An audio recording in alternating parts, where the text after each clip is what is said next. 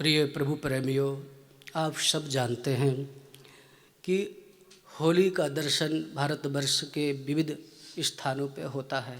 बनारस की होली का अपना महत्व है, अवध की होली का अपना महत्व है।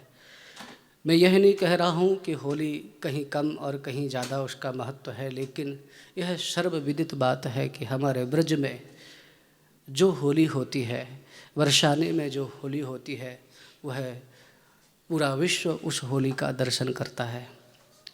आज रंग भरी एकादशी से, वैसे तो बसंत पंचमी से ही होली आरंभ हो जाती है, पर आज रंग भरी एकादशी से रंग डालना आरंभ हो जाता है और प्रिया प्रीतम जी के श्री मुख पर, उनके चरणों पर रंग डाल करके होली का उत्सव हम लोग आरंभ करते हैं।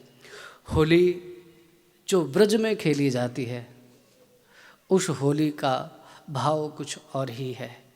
हमारे ब्रज की होली में विशेष रूप से इस होली के माध्यम से प्रिया प्रीतम को रिझाना है। इस होली के माध्यम से होली में रंग डाल दिया। अगर ऐसा भी प्रचलित है कि कोई भी त्यौहार है और उस त्यौहार में यदि किसी के यहाँ कुछ अघटित घटना घट गई है, तो होली के दिन रंग डाल करके फिर अपने त्योहारों को मनाना हम लोग आरंभ कर देते हैं।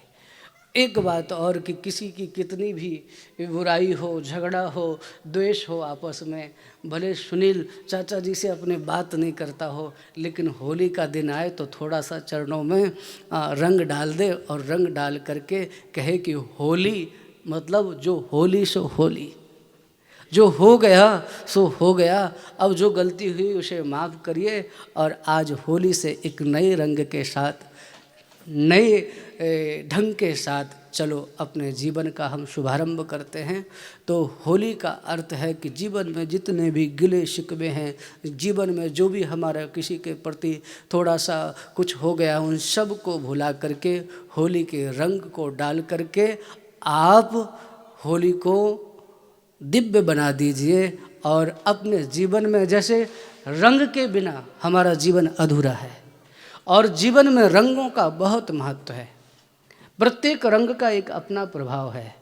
तो इस रंग भरी एकादशी के दिन होली के उत्सव में हम सभी श्रोताओं से, सभी भक्तों से यही कहेंगे कि आप सब, और कोई रंग आपके जीवन में भरे या न भरे, इस होली पर आप अपने जीवन में श्यामा श्याम का रंग भर लीजिए, प्रिया प्रीतम का रंग अपने जीवन में भर लीजिए। आपकी होली आनंदमय और सुखमय हो जाएगी।